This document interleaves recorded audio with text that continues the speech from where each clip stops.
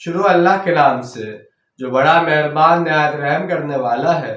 رہے وہ لوگ جنہوں نے ہماری آیت کی تکذیب کی ہے تو ہم رفتہ رفتہ انہیں ایسے پکڑیں گے کہ ان کو پتہ بھی نہیں چلے گا۔ بعض اوقات یوں ہوتا ہے کہ ایک شخص کفر کے راستے پر بڑھتا جاتا ہے تو ساتھ ہی اس کی دنیاوی کامیابیاں بھی بڑھتی جاتی ہیں، جس کی وجہ سے وہ سمجھتا ہے کہ وہ جو کچھ کر رہا ہے ٹھیک کر رہا ہے، اور یہ دنیاوی کامیابیاں اس کی اسی روش کا ہی نتیجہ ہے۔ لہٰذا وہ کفر اور معصیت کے راستے میں مزید آگے بڑھتا چلا جاتا ہے۔ یہ کیفیت کسی انسان کے لیے بہت بڑا فتنہ ہے اور اس کو استدراج کہا جاتا ہے، یعنی کوئی انسان جو پوری دید دلیری اور ڈٹائی کے ساتھ اللہ تعالیٰ کی آیات سے اعراض اور اس کے احکام سے نافرمانی کرتا ہے تو اللہ اس کو ڈھیل دیتا ہے۔